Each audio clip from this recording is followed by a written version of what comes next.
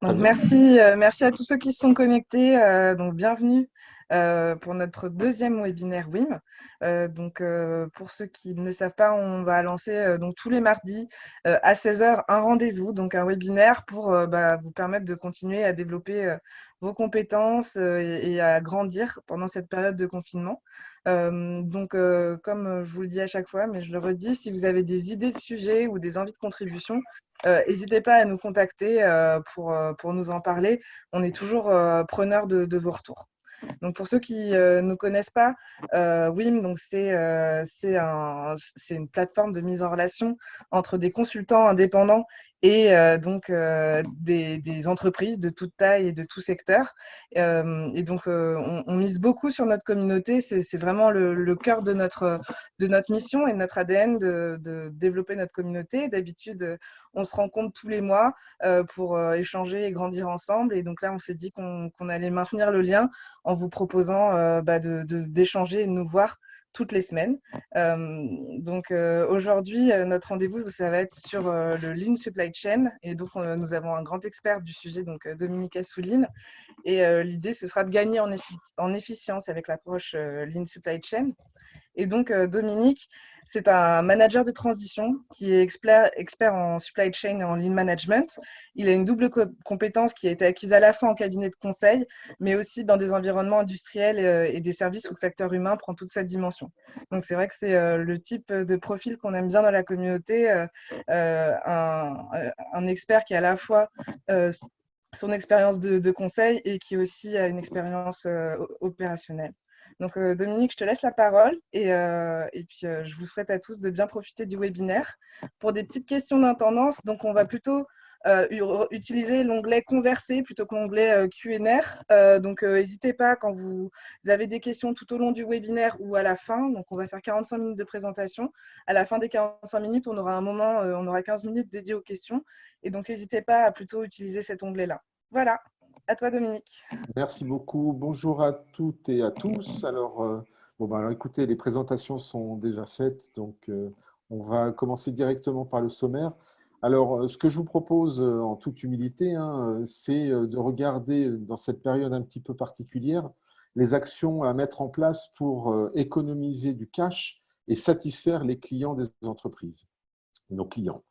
À travers deux cas concrets, je vais dérouler ce qu'on appelle les enjeux, les contextes, les objectifs, le périmètre, faire le diagnostic Lean Supply Chain, à savoir qu'on va positionner sur la supply chain où se situent les problèmes et on va regarder quel, par exemple, quel outil Lean peut associer à cette problématique. On va essayer d'établir la feuille de route, revisiter certains fondamentaux, donc n'hésitez pas avec vos questions, mettre en œuvre ces fondamentaux à travers les outils du Lean qui ne sont pas une finalité, mais qui nous aident, je dirais, à bien qualifier et à bien faire en sorte que l'on comprenne bien le problème. Et puis, bien évidemment, toutes ces phases de pilotage au niveau des opérations. Alors, moi, j'ai souhaité le faire sous forme pédagogique et puis, vous savez, on apprend très très bien avec le jeu. Donc, je vais vous faire utiliser un jeu que j'ai développé sur la supply chain et le lean, que j'utilise dans les différentes classes de MBA et chez certains clients, de manière à ce que, d'une manière pédagogique, on ait la possibilité de mieux comprendre pour certains concepts et puis pour d'autres, mettre en pratique certains fondamentaux. Donc, comme je vous l'ai indiqué, on va utiliser deux cas concrets. Hein, c'est important d'être pragmatique, réaliste. Et puis, explorer les différentes pistes. Je dis bien explorer parce que, compte tenu du timing, on ne pourra pas aller jusqu'au bout, mais on va essayer à la fois d'aller monter dans l'hélicoptère, comme on dit, et à la fois d'aller sur le terrain pour essayer de comprendre les tenants et aboutissants. Alors, des règles de vie à ce genre de séminaire, de webinaire, pardon. Donc, soyez bienveillants. Et puis, ce webinaire nous sert à nous poser les bonnes questions. Alors, pour beaucoup d'entre vous savent ce que c'est que la supply chain.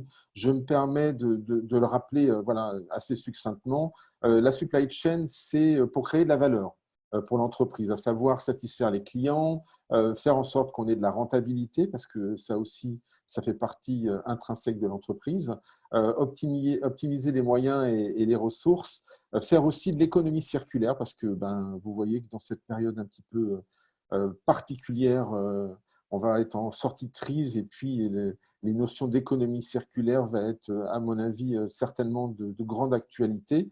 Et évidemment, quand on parle de supply chain, on parle de flux physiques et logiques, faire en sorte d'avoir un BFR qui génère du cash. Le lean maintenant. Donc, on a fait la supply chain, le lean. Alors, le lean, bon, vous avez des centaines et des centaines de définitions.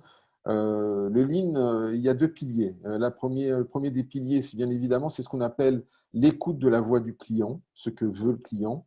Et le deuxième pilier, c'est faire en sorte de s'attacher aux individus pour les faire monter en compétences et en autonomie.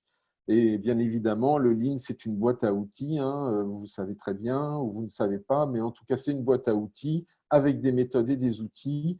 Les méthodes, vous en avez entendu parler, c'est par exemple le DMICS, le PDCA et certains outils comme le management visuel, le Kanban, l'arbre des causes, etc. La combinaison des deux, ça donne quoi? La combinaison des deux, ça apporte de la valeur ajoutée au client, tout en organisant les flux physiques logiques. Et ça, c'est propre à la supply chain. Alors, le client, pourquoi? Parce qu'il faut le satisfaire. Les collaborateurs, parce qu'il faut les capter, les recruter, les retenir. Et Dieu sait qu'en ce moment, c'est compliqué pour plein de raisons. Il faut évidemment une rentabilité parce que c'est le propre de l'entreprise. Et faire aussi attention, écoutez, à ce qu'on appelle proprement l'écologie. Alors moi, j'ai fait les choses comme ça. Je vais vous présenter l'exemple de l'entreprise Teatom. Alors bon, l'imagination a ses limites. J'ai essayé de faire ce que j'ai pu. Donc, l'entreprise Teatom produit et commercialise des filtres pour filtrer l'air ambiant. Et bien évidemment, vous savez, la formule, toute ressemblance avec des personnes existantes ou ayant existant est purement fortuite. Évidemment, c'est une société qui est une compilation de plusieurs sociétés que j'ai pu rencontrer au cours de mes différentes expériences clients. Donc, avec plusieurs problématiques dans cette société, les filtres ont plusieurs tailles, les filtres sont universels, mais le packaging est propre au pays. Il y a 6 types différents d'attaches par type de filtre. Bref, produire et vendre, ça devient un petit peu difficile, parfois. Mais complexe, difficulté n'est pas impossible. Alors, le Lean Supply Chain va rendre le business plus efficace, plus efficient. Et comment? Comme je vous l'ai indiqué au départ, je vais prendre deux cas à travers ce jeu qui a été développé et qui manifestement semble bien fonctionner. Et puis, on va regarder des pistes. Donc, on va commencer. Le cas numéro 1. Alors, Isabelle va vous envoyer un petit sondage de manière à voir si vous avez déjà rencontré ce cas numéro 1. Alors, le sondage, la fonctionnalité, je la vois pas pour le moment. À chaque fois, il y a un petit aléa du direct. Mais vous pouvez mettre dans converser oui ou non. Ça marchera pareil. D'accord. Alors, avant de répondre oui ou non, je vais vous passer à la slide suivante. Donc, le cas numéro 1. Alors, vous avez cette entreprise qui a des commandes clients qui augmentent. Certains stocks de produits finis les plus vendus sont presque en rupture. Donc, augmentation de la prise de commande, rupture de produits, un taux de satisfaction qui stagne. Et puis, si ça continue, l'entreprise risque des pénalités clients. Et puis, ce webinaire, c'est comment se poser les bonnes questions pour faire face au tsunami à venir. On va le faire à travers le jeu que vous reconnaissez, que j'ai transformé. Donc, les équipes d'Asbro, je les remercie, je les connais et je remercie leur bienveillance. Donc, comment se poser les bonnes questions? Alors, la question, le petit sondage, vous répondez à travers les questions oui ou non. Donc, c'est oui ou non. Est-ce que vous avez déjà rencontré dans le passé ce genre de cas client? Donc, je vous rappelle, mes commandes clients augmentent, certains stocks de produits finis plus vendus sont presque en rupture, mon taux de satisfaction stagne, et si ça continue, on va payer des pénalités clients. Je vais commencer et continuer l'explication, et pendant ce temps-là, vous pouvez répondre, comme on dit, par oui ou par non. Alors, les bonnes questions face à ce que j'appelle le tsunami. Les premières bonnes questions, c'est que disent les équipes terrain? Alors, pourquoi je vous dis ça? Parce que souvent, je rencontre dans les entreprises trois typologies de réactions. D'abord, le déni. Non, non, tout va bien, on continue comme ça. L'aveuglement, non, on ne comprend pas ce qui se passe. Et puis, la troisième chose, la clairvoyance. Oui, on comprend, mais on ne sait pas comment s'y prendre. Vous pouvez avoir ce genre de choses, c'est-à-dire une remontée du terrain de ces difficultés et problèmes. Il va falloir aussi identifier les causes racines. Alors, on se sert d'un diagramme des causes et des conséquences, hein, Ishikawa, que vous utilisez certainement. Et puis, il faut aussi mesurer ce qu'on appelle les écarts et les déviations par rapport au processus standard.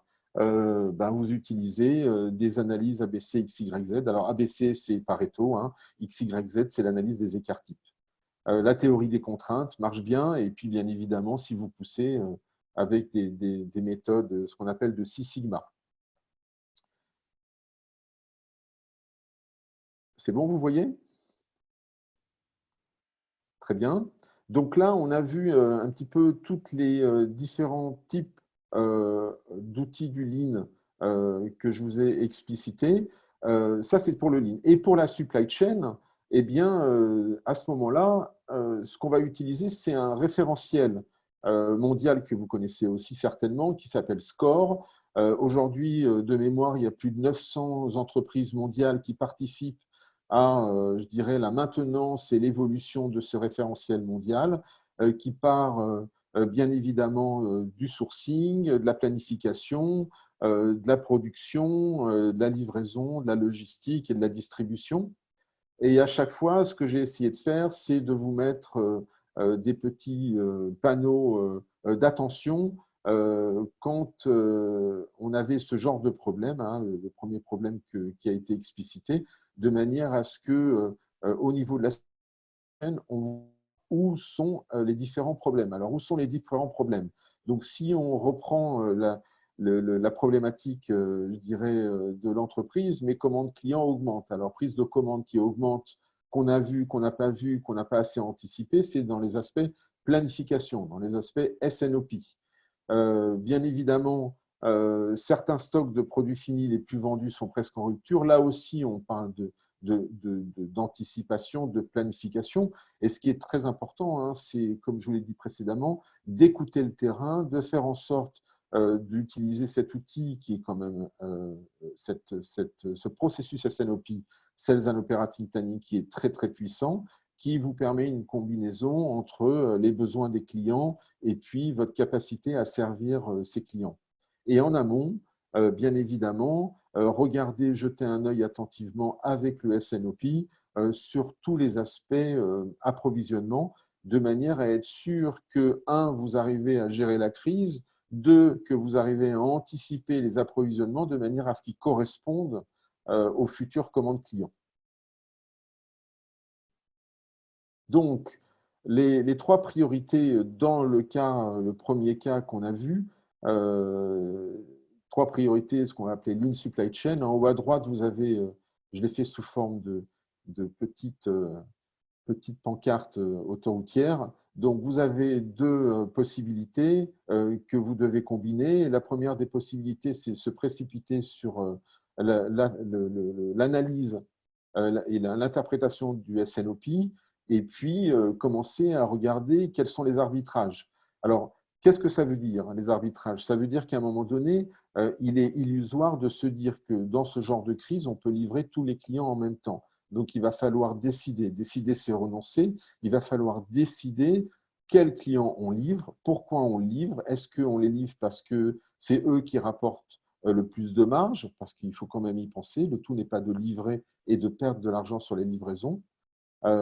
Donc, préparer le très court terme, hein, faire en sorte d'absorber la crise, préparer le moyen terme et surtout, faire en sorte, avec la direction qui doit servir de sponsor, de décider d'arbitrage. Et il faut que ces arbitrages s'exécutent sur tous les maillons de la chaîne, la supply chain, mais aussi toutes les différentes strates de l'entreprise, en commençant par la direction générale jusqu'à la personne qui est bien évidemment dans l'entrepôt ou à la prise de commande client, au service client.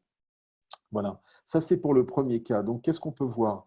Première petite conclusion, hein, pour être synthétique. D'abord, le Lean Supply Chain se conjugue bien. Les outils ne sont pas une finalité, hein, ça c'est important de le souligner. Et puis, pour des entreprises qui n'ont pas de SNOP, écoutez, il va falloir s'y mettre au SNOP. Pour des entreprises qui ont un SNOP, il va falloir monter une cellule de crise très très rapidement avec le sponsorship de la direction générale, très important, de manière à décider d'arbitrage. Et c'est à ce prix-là que vous pourrez, je dirais, en toute humilité et pragmatisme, faire en sorte que cette crise puisse être résolue et ne pas la retrouver 2 mois après. Et c'est pour ça qu'on utilise certains outils du Lean, justement, pour faire en sorte d'aller jusqu'au bout des problèmes en termes de résolution. Ça, c'est pour le premier cas. Alors, ça ne s'arrête pas là parce qu'on va rejouer. Alors, on se déplace bien évidemment sur les différentes cases de ce plateau. Donc, vous avez vu, hein, vous avez des cartes Lean, vous avez des cartes supply chain, etc. Tout ça pour vous dire que ce jeu est utilisé dans beaucoup d'endroits, ça fonctionne très très bien. Il a 3 objectifs pour essayer de faire comprendre à des directions générales, à des groupes de travail ou à des étudiants à MBA ce que ça veut dire que la satisfaction client, hein, comprenez la voix du client, ce que ça veut dire que la qualité de vie au travail, parce que la ressource humaine, on le dit, on le redit, mais c'est important de le souligner, c'est quand même très, très important en termes d'entreprise et d'une manière générale en termes de qualité de vie au travail. Et puis, bien évidemment, l'objectif d'une entreprise, c'est d'être rentable. Beaucoup d'entreprises mettent des systèmes en place, des outils en place et finalement se rendent compte que, comme on dit tout ça pour ça, il y a un problème de rentabilité derrière. Le cas numéro 2. Alors, là aussi, en termes de questions ou de réponses, hein, vous faites oui ou non. Avez-vous déjà rencontré tel type de problème? Mes retours de commandes clients augmentent, donc vous êtes au bout de la chaîne, au bout de la supply chain, vous avez beaucoup de retours clients. Mes stocks de produits sont bien gérés, tant mieux, je vous l'ai mis en vert. Hein. Et mon taux de satisfaction client se dégrade et je perds de clients. Donc là aussi, il va falloir se poser un certain nombre de bonnes questions pour faire face à cette crise. Et puis, on va voir comment est-ce qu'on se situe dans la supply chain de la même manière que l'on a fait pour le cas numéro 1. Juste un petit point, n'hésitez pas quand vous mettez converser à mettre à tous les conférenciers, les participants, comme ça vous pourrez tous voir les réponses. Voilà, merci.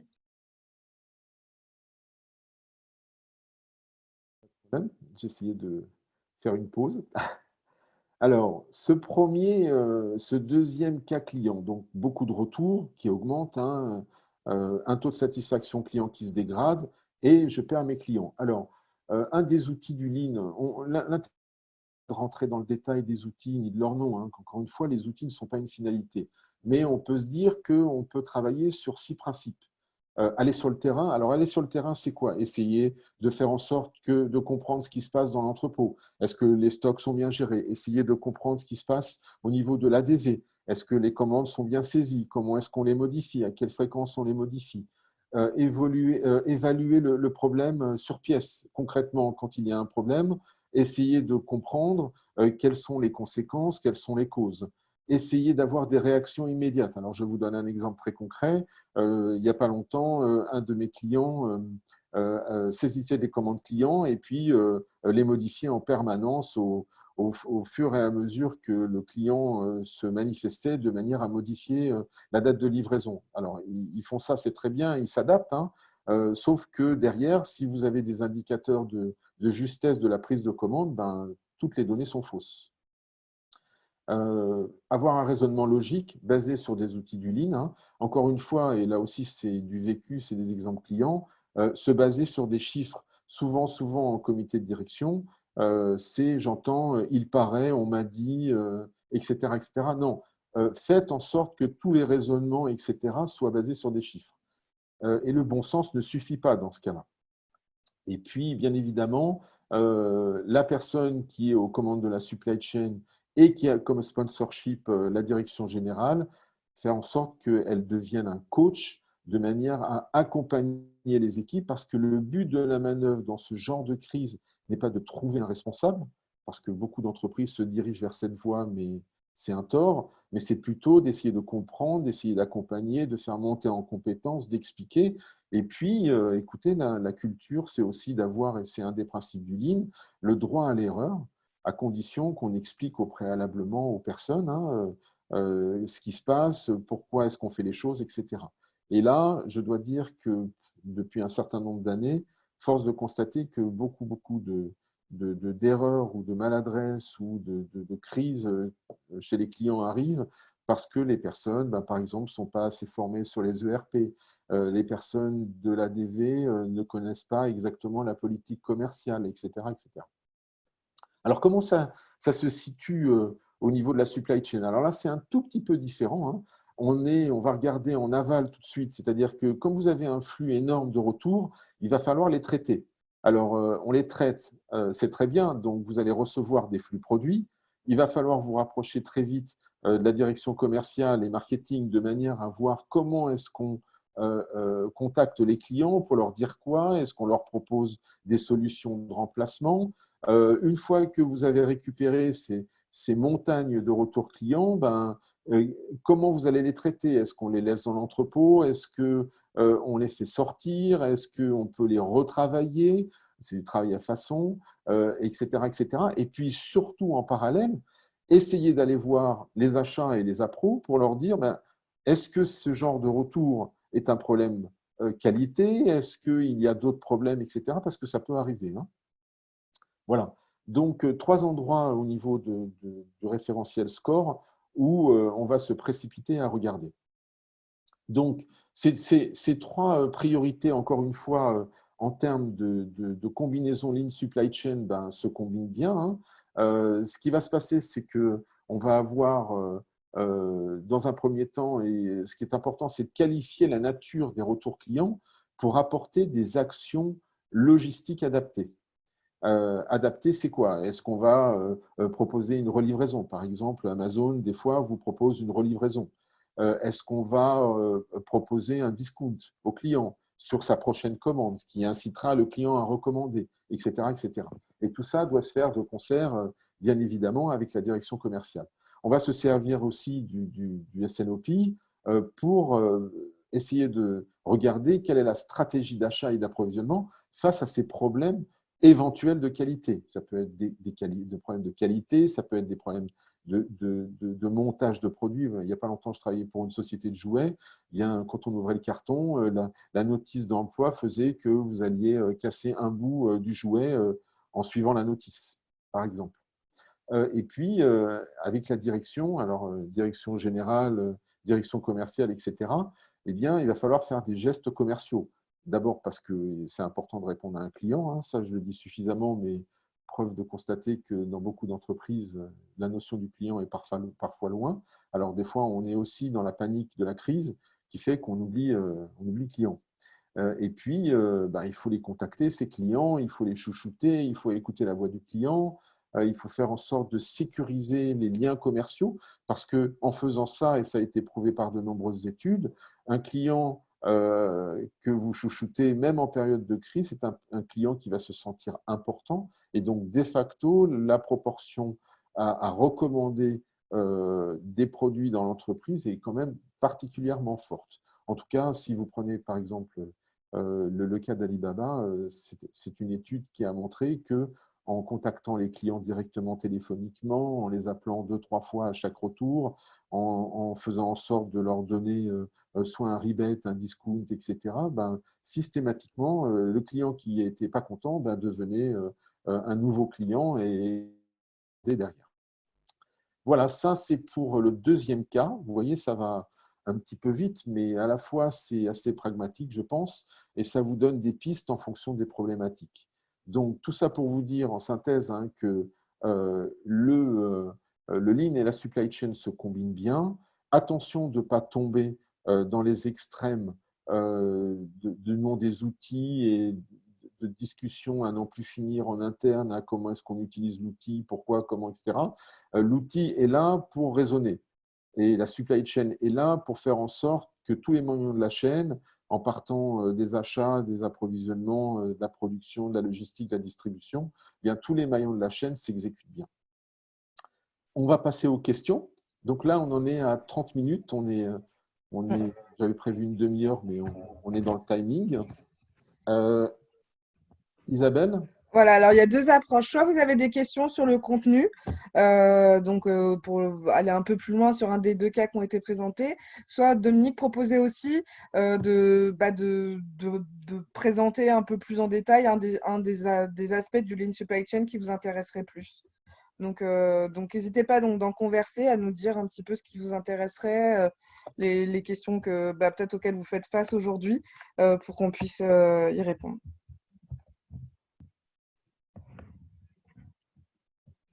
Alors, tu peux développer un peu le SOP avec des exemples. SNOP. Alors, je vais déjà, le SNOP, Sales and Operating Planning. Le SNOP, si vous voulez, c'est un processus. Alors, beaucoup de livres, beaucoup de théoriciens et de spécialistes de la supply chain en France ont décidé d'appeler plan industriel et commercial. Très objectivement, je ne vais pas me battre sur les termes, chacun appelle ça comme il veut. Je rencontre toutes sortes d'entreprises et j'ai vu tous les cas de figure. En tout cas, il y a un certain nombre de fondamentaux pour le SNOP. D'abord, quel est l'objectif du SNOP? Alors, l'objectif premier du SNOP, c'est de faire en sorte de satisfaire les clients, tout en faisant en sorte, et c'est peu de le dire, de livrer les produits que les clients souhaitent à travers la prise de commande. C'est aussi faire en sorte d'optimiser les stocks en fonction de ces livraisons au plus juste, mais c'est aussi de commander les bons stocks qui vont être livrés sur les prochaines commandes.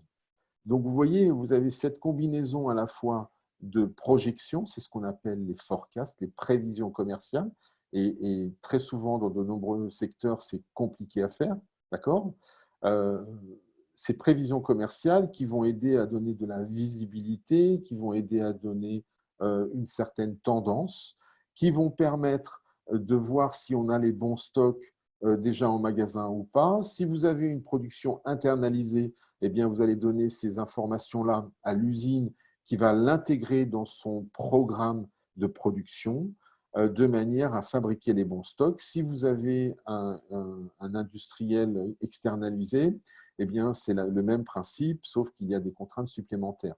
Donc, c'est une combinaison à la fois des besoins clients, de ce qu'on peut faire en usine, parce qu'on ne peut pas tout faire en usine, ça c'est important de le souligner.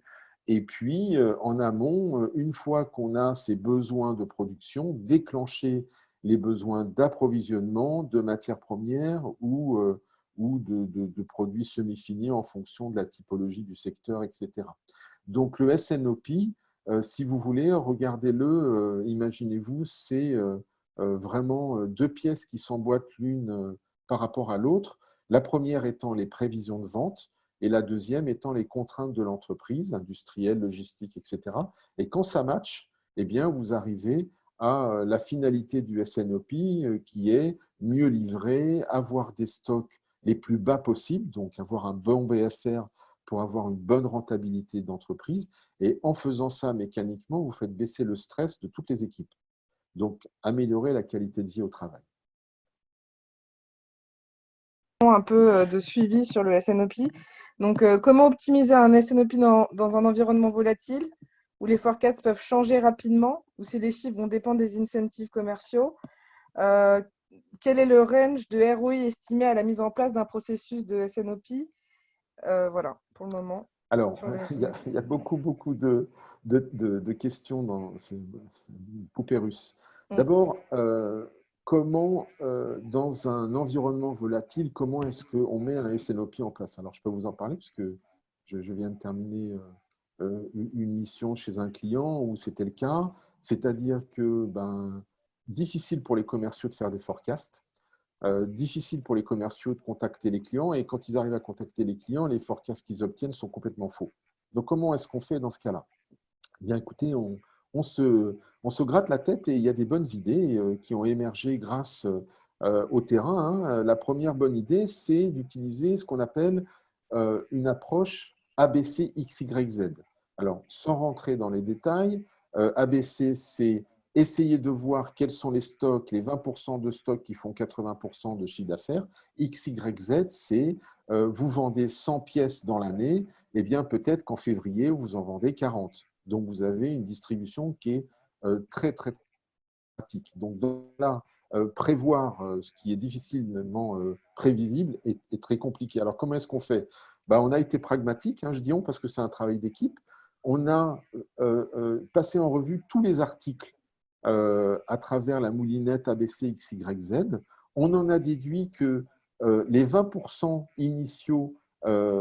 initialement identifiés n'étaient pas les 20% réels dans la vie de tous les jours, à savoir que vous pouvez avoir 20% de produits qui fait 80% de chiffre d'affaires, mais ces 20% de produits ne font que 10% de la marge. Donc, il est important de raisonner marge aussi. Donc, ce qu'on a fait, c'est qu'on a passé à la moulinette tous ces articles de manière à ce qu'on identifie quels étaient, dans un plan de bataille, quels étaient les articles prioritaires à gérer en stock, faire en sorte de prioriser les livraisons et faire en sorte de prioriser les productions très court terme et générer les bons approvisionnements en fonction de ces produits. Donc, qu'est-ce qu'on a fait? On s'est servi du passé pour proposer des tendances aux commerciaux. Les commerciaux ont pris ces tendances-là, sont allés voir les clients sur la base de chiffres, très importants. Et écoutez, ça a fonctionné. Les clients leur ont dit, oui, en effet, en février, il y a plus de consommation, mais cette année, en février, pour des raisons X, Y, Z, ce qui s'est passé l'année dernière en février, ça va se passer en mars. Ah, première indication. Et puis d'autres indications sont venues, etc. etc.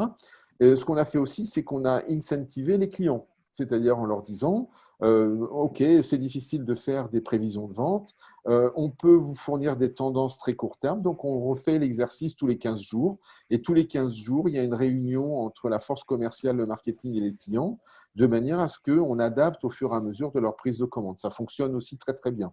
Et là, vous faites baisser le stress de tout le monde. D'abord, vous faites baisser le stress des vendeurs, des commerciaux, parce que les commerciaux, c'est très important. Vous faites baisser leur stress parce que à partir d'un postulat de je ne sais pas faire, vous arrivez à lier, à consolider une relation client entre le commerce et les clients.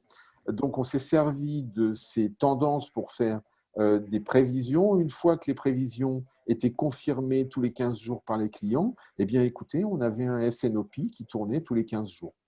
Donc ça, c'est un des éléments de réponse, bien évidemment. Alors, incentive, pas incentive, c'est toujours la grande question. Mes expériences, et là, je préfère utiliser le mot humilité, mes expériences me montrent que ça dépend du secteur. Ça dépend aussi de la maturité de la force commerciale. Parce que ce n'est pas parce que vous donnez des incentives à un commercial qui ne met pas son client qu'il arrivera à mieux faire. En revanche, vous lui donnez un incentive global sur un indicateur, par exemple OTIF, on time in full, de bonne livraison. Écoutez, d'abord, vous faites baisser le stress. C'est important de faire baisser le stress. Et puis, en plus, si vous voulez, le client, il est associé à cette décision-là. Le commercial, il est impliqué. Et en général, ça se passe plutôt très bien. Okay. Voilà ce que je peux vous dire en quelques mots sur ces 2 points, en espérant ne pas avoir loupé de réponse. On en a Claire qui fait plutôt un commentaire en disant effectivement que l'analyse humaine des tendances est hyper importante et qu'un SNOP peut s'utiliser sans. Donc, ça revient à ce que tu disais. Alors, bon, je vais te laisser choisir. Il y a pour l'instant, j'ai 2 questions à te proposer. La première, c'est est-ce que le Lean contient des éléments en lien avec le développement durable, notamment l'économie circulaire dont vous parliez? Ça me semble très intéressant.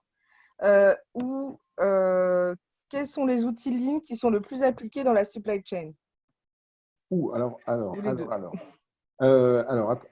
va prendre la première question et puis après, je vais essayer de répondre à la deuxième. Les réponses de la deuxième sont compliquées parce que ça dépend de plusieurs facteurs. Ce n'est pas une manière de ne pas répondre, ça dépend vraiment de plusieurs facteurs. Alors, la première question, si j'ai bien compris, c'est est-ce que Lean et économie circulaire, ça matche bien? Est-ce que j'ai bien compris la question? On va voir.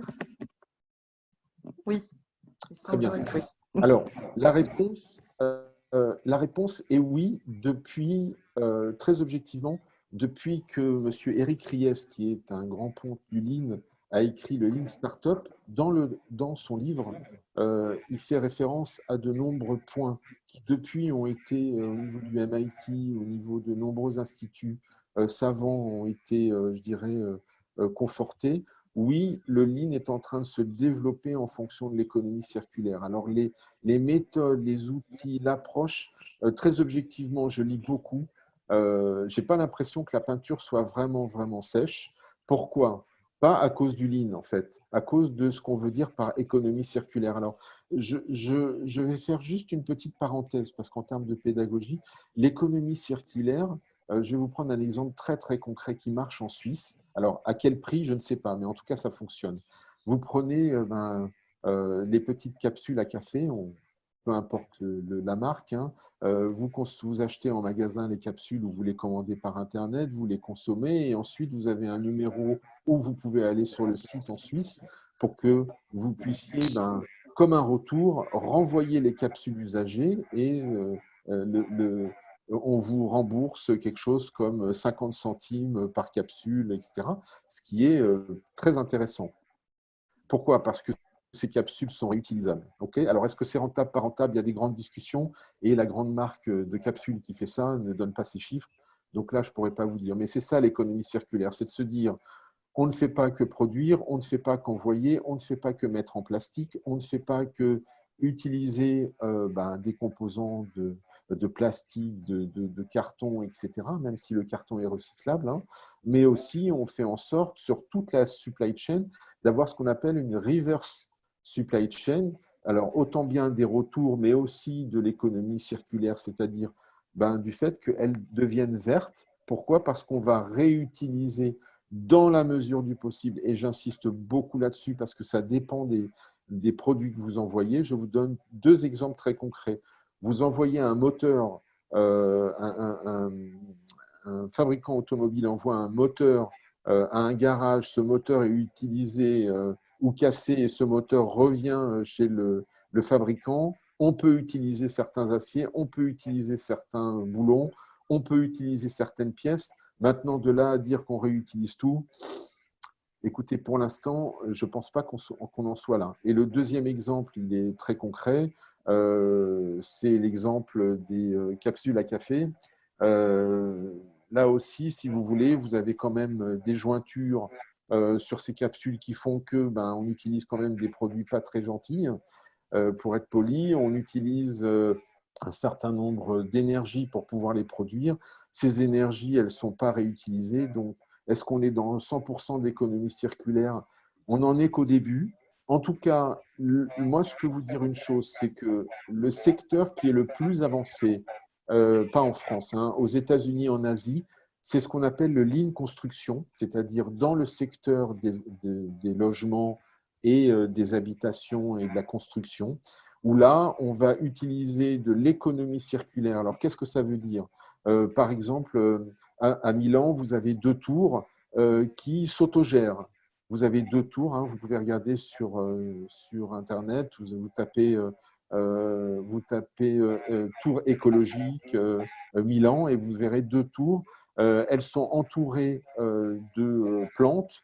Sur le toit, il y a tout un système solaire, etc., qui fait que les deux tours sont en complète autonomie. On appelle ça du lean construction. Et là, vous êtes en plein dans l'économie circulaire parce que, force à l'appui, hein, les habitants de ces deux tours sont très contents, ils n'achètent jamais d'électricité, les charges qu'ils payent sont très, très réduites, et puis, à un moment donné, tout le monde s'y retrouve. Voilà. Donc, dans ce secteur, je sais que ça fonctionne bien. Dans d'autres secteurs, on n'en est qu'au début. Les premiers éléments de réponse que je peux vous donner, hein. Et puis, la deuxième question, c'est quels sont les outils du Lean qui sont les plus efficaces en supply chain? Est-ce que j'ai bien compris la question? Alors, je crois, hein, parce que c'est Antoine qui a posé la question. Quels sont les outils Lean qui sont le plus appliqués en supply chain? Ok, écoutez, le Lean a beaucoup, beaucoup d'outils. On peut les utiliser de façon différente. On peut tordre le bras à ces outils, même si ces outils sont fabriqués et sont faits pour respecter une certaine séquence. En fonction des clients, Et en fonction des secteurs, les combinaisons sont très, très différentes. On retrouve des standards qui sont le management visuel, le Kanban, la théorie des contraintes, etc. Enfin, je peux vous en citer plusieurs comme ça. Il y a des standards qu'on utilise. Est-ce que c'est propre à la supply chain? C'est plutôt propre au raisonnement et à ce qu'on appelle l'amélioration continue, l'excellence opérationnelle. Maintenant, je sais que dans certains secteurs, on va utiliser certains outils et pas d'autres. Voilà comment, objectivement, je peux vous répondre. Ok.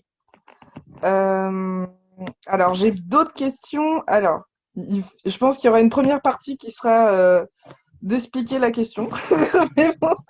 Alors, quelle comitologie et processus partagés mettre en place pour assurer une bonne chaîne logistique? Alors, je suis désolé, il va falloir on va passer à l'autre question. Pendant ce temps-là, la personne qui a posé la question, si vous pouvez me faire en plus simple, je veux D'accord. bien.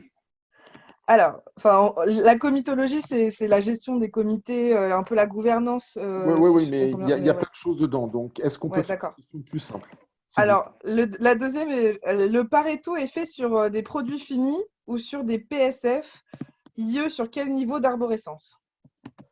Alors, on va prendre cette question. Donc, la règle de Pareto qui est 80-20, hein, c'est comme ça qu'on la connaît. Quand on l'utilise sur des produits finis, elle est plus ou moins simple à utiliser à condition que ce qu'on appelle les master data, c'est-à-dire les règles de gestion qui gèrent les articles de produits finis, soient au carré. Je m'explique. Il n'y a pas longtemps, un client avait des produits à millésime, produits 2018, 19, 20, etc. etc. Et utilisait qu'un code article pour gérer ses produits. Alors, ça existe encore, hein. Donc là, ce qu'on a fait, c'est qu'on a commencé à couper en trois ces codes produits. Parce que faire du 80-20 sur des millésimes, on va directement droit dans le mur. Donc, ça fonctionne bien sur des produits finis à condition que les master data soient au carré.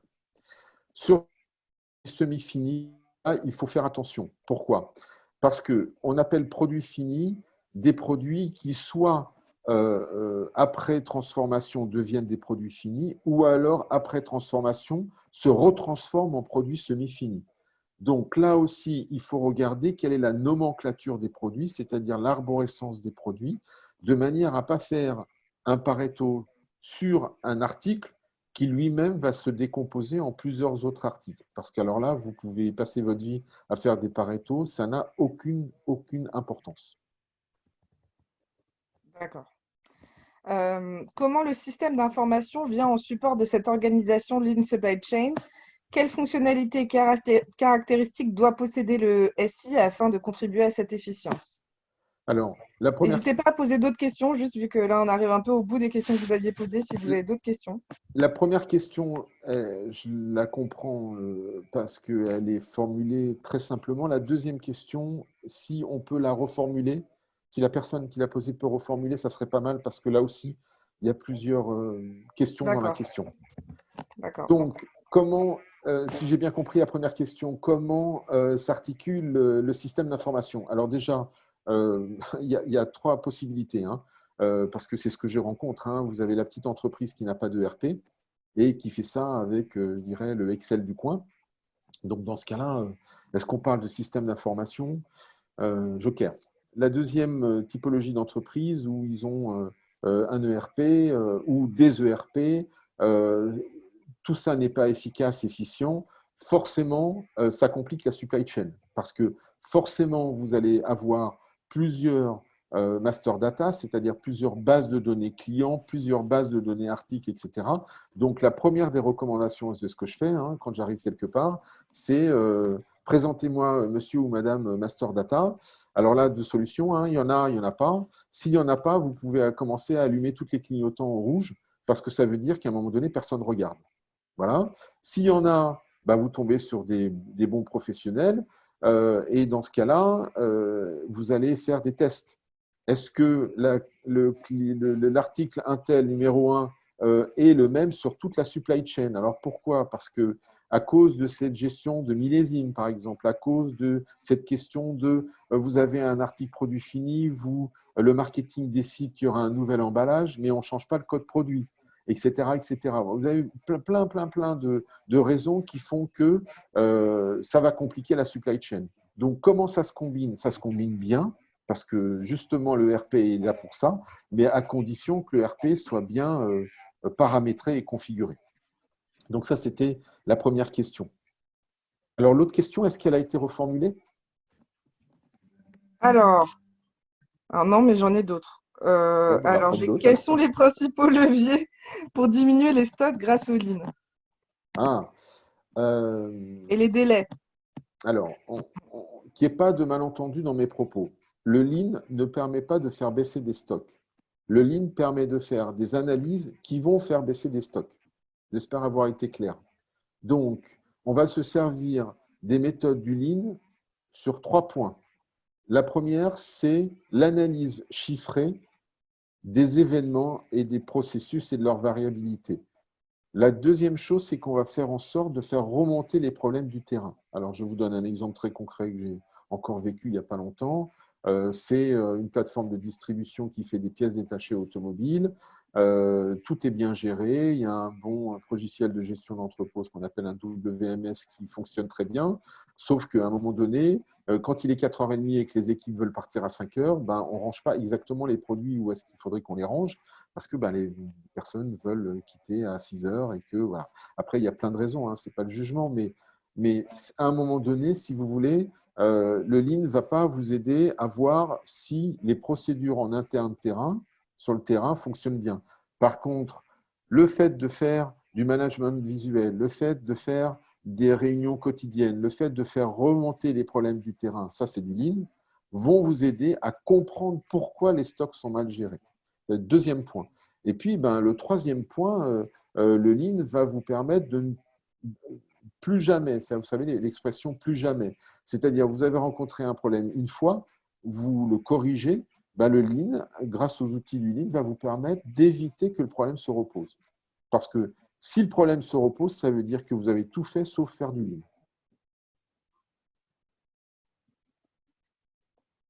En autre question? Alors, j'en ai plus trop d'autres. Est-ce que Ok. vous avez d'autres est-ce qu'il y a quelqu'un qui veut aborder un sujet? Là, il nous reste une dizaine de minutes. C'est le moment ou jamais.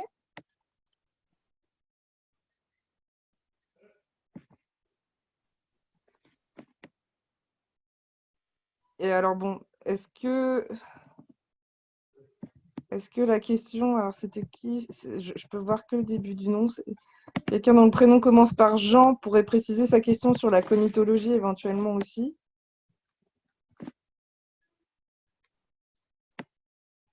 Alors, bon, je ne vois pas de. Ah, si. Quels sont les plus gros défis aujourd'hui pour la supply chain? Ah, ben, c'est d'écouter le client. Parce que le client, surtout avec ce qui est en train de se passer, le client est en mode je change tout le temps. Donc il faut s'adapter au changement. C'est pour ça qu'un des premiers leviers de la supply chain, c'est ce qu'on appelle le processus SNOP, le processus qui permet d'analyser les besoins clients, leur variabilité, etc., de manière à faire en sorte d'accompagner les clients. Ça, c'est le premier défi. Et le deuxième défi qui vient juste derrière, et ça, je le rencontre systématiquement chez beaucoup de clients et beaucoup d'entreprises, c'est la notion de rentabilité. C'est-à-dire qu'à un moment donné, et ça fait mal au ventre à beaucoup de commerciaux, et je le conçois, hein, c'est est-ce qu'on continue de livrer ce client et ce n'est pas rentable. Voilà. Donc, c'est service client, rentabilité. Et le troisième point qui vient juste derrière, mais qui est en toile de fond, en parallèle, en ce que vous voulez, mais en toile de fond, c'est comment on fait en sorte que la qualité de vie du travail, et ça, vous avez plein d'exemples dans la presse en ce moment à cause de cette crise infernale, comment faire en sorte de garantir la sécurité du personnel, faire en sorte que la qualité de vie au travail soit bonne, faire en sorte de retenir les talents, faire en sorte de recruter les talents et faire en sorte aussi de faire monter en compétence les gens. Voilà, voilà les enjeux. Et ces enjeux-là, vous les retrouvez en termes de piliers du Lean. Hein, et on reboucle cette boucle Lean Supply Chain. C'est pour ça que ça me permet en conclusion de dire le Lean Supply Chain, c'est une combinaison gagnante. Il ne faut pas faire n'importe quoi, il faut vous entourer. Alors, je sais que parmi les participants, il y a des grands spécialistes de la supply chain. Il faut vous faire accompagner. Moi, c'est ce que je dis à mes clients. Faites en interne ce que vous pouvez faire et puis faites-vous accompagner si vous pensez qu'on peut vous apporter de la valeur ajoutée. Et puis, en guise je dirais, de cette combinaison gagnante, voilà, vous pouvez suivre des formations Lean, Green Belt, Black Belt que j'assure. Et aussi, évidemment, cet accompagnement parce que c'est le métier que j'aime bien. Voilà. Donc voilà, sur les formations, vous avez reçu notre newsletter aujourd'hui avec les prochains webinaires. Et dedans, vous verrez, il faut scroller un tout petit peu, mais vous verrez les propositions de formation qu'on organise avec Dominique. J'avais juste deux petites questions, si ça ne te dérange pas, Non, Dominique. pas du tout, au contraire. Alors il y a, avez-vous fréquemment rencontré une gestion des flux en Kanban? Si oui, est-ce que vous avez des exemples de secteurs? Oui. Et la deuxième, c'est qu'est-ce que la crise sanitaire va changer à la supply chain? Alors, la première, je peux vous donner ces 2 dernières années quelques secteurs. Le secteur automobile, ça fonctionne très très bien. Le secteur pharma, le secteur de la chimie, le secteur du jouet, ça fonctionne très très bien. Le secteur de la métallurgie, ça fonctionne très très bien. Est-ce Donc que ça, tu peux juste, pour ceux qui connaissent un peu moins, expliquer ce que c'est la gestion des flux en Kanban? Ah, Donc, alors un Kanban, vous savez, l'origine, alors on ne va pas remonter à de l'histoire, mais un Kanban, vous avez 3 colonnes. Initialement, c'est un outil qu'on utilise toujours dans les usines pour faire en sorte d'éviter d'être en rupture de stock et d'anticiper les besoins en réapprovisionnement d'un stock, qu'il soit matière première, semi-fini ou fini. Donc un Kanban, il y a 3 colonnes. La première des colonnes, c'est qu'est-ce qui est prévu d'être fait pour pouvoir faire en sorte d'anticiper tel ou tel problème ou tel réapprovisionnement ou approvisionnement, ou quelle pièce est nécessaire. Vous avez une deuxième colonne qui est la colonne en cours, c'est-à-dire où en est ma pièce à l'intérieur de l'entreprise. Imaginez-vous une chaîne de montage auto, vous avez un Kanban parce qu'il faut des boulons de 15 mm. Donc, on va les commander au service approvisionnement et à un moment donné, puisqu'il y a des réunions fréquentes, quotidiennes, etc., à un moment donné, la question, c'est où sont les pièces que j'ai commandées en interne. Donc, on va mettre l'information dans la deuxième colonne. Alors, ça peut être une information chiffrée, un libellé, etc. C'est des cartes Kanban, on appelle. Et puis, une troisième colonne, quand la pièce est arrivée et qu'elle est conforme, bien, on va prendre la carte du Kanban et on va la mettre dans la troisième colonne pour dire, voilà, ce qui s'est passé en termes d'événements. Et surtout, en termes de retour d'information et de REX, c'est-à-dire de retour d'expérience pour dire, à partir du moment où on en a commandé une, est-ce que le processus de commande fonctionne bien, par exemple. C'est ça un Kanban.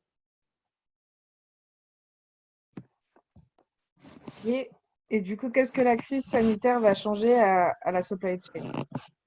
Alors écoutez, moi je ne suis pas devin, j'écoute, je lis beaucoup, j'entends.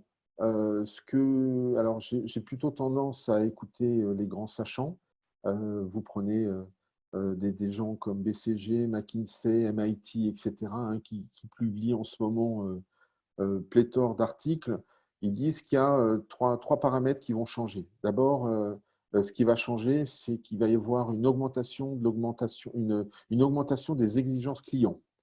Toutes les études sont en train de montrer ça, ce qui n'est pas étonnant.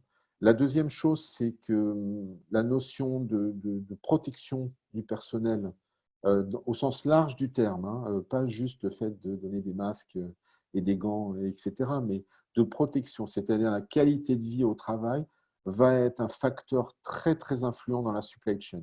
Et puis, la troisième tendance, eh bien, c'est dû à cette crise, qui est une crise sanitaire.